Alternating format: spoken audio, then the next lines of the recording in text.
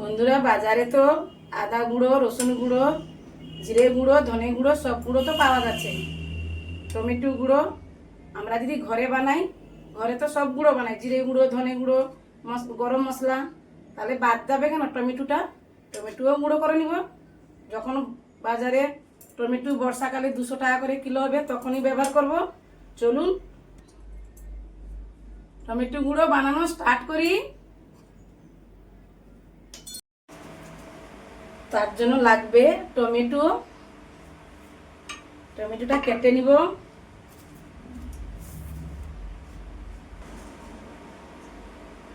দেখুন এইভাবে কাটবো।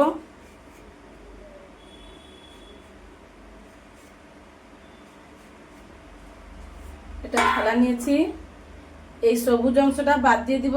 এই যে সাদা অংশটা টমেটো, এগুলো শুকাতে চাই না, এটা বাদ দিয়ে দিলাম। এইভাবে পাতলা পাতলা করে কাটবেন।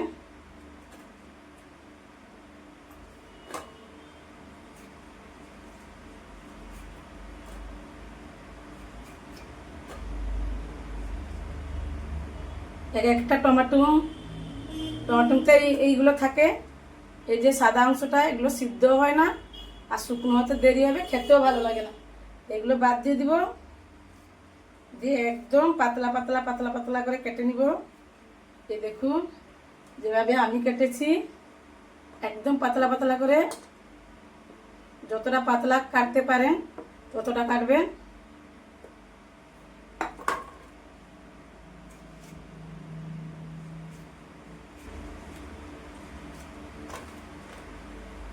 এইভাবে সব কটা টমেটো কেটে নিব।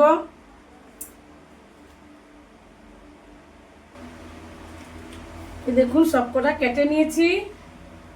আমি আবারও বলছি, যত পাতলা পাতলা করে কাটবেন তত ভালো।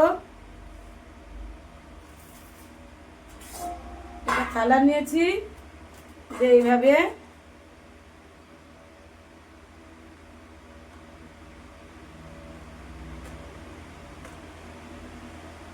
একটু টমেটো কেনার সময় একটু লাল লাল দেখে নেবেন, দিলে কালারটা ভালো হবে।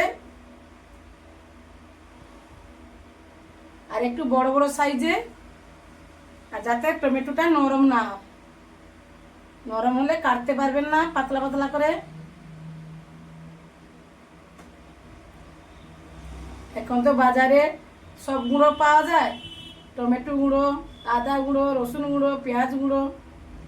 যদি আমরা ঘরে বানিয়ে নিই তাহলে ভালো না? বাজারে তো কত কি নোংরা থাকে। ঘরে যদি বানানো হয়, এই সময় টমেটো পাওয়া যাচ্ছে কম দাম। আর কিছুদিন হলে টমেটো পাওয়া যাবে না। যখন বর্ষাকাল হবে তখন টমেটো 1 কিলো থাকবে 100 টাকা 200 টাকা, তখন এই গুঁড়ো ব্যবহার করব। এভাবে রোদে শুকিয়ে দিব। এভাবে 2-4 দিন রোদ খাইয়ে নিব। শুকনো করার পর দেখাচ্ছি।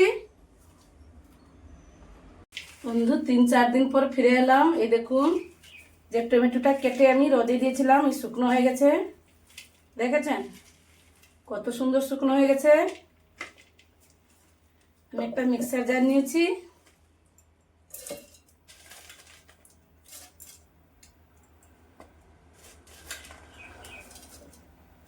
দুবারে গুঁড়ো করে নিব, একবারে হবে না। গুঁড়ো করে আসছি।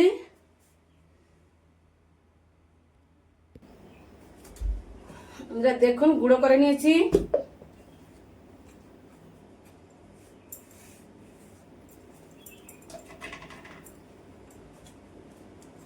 একটা প্লেন নিয়েছি, এই দেখুন।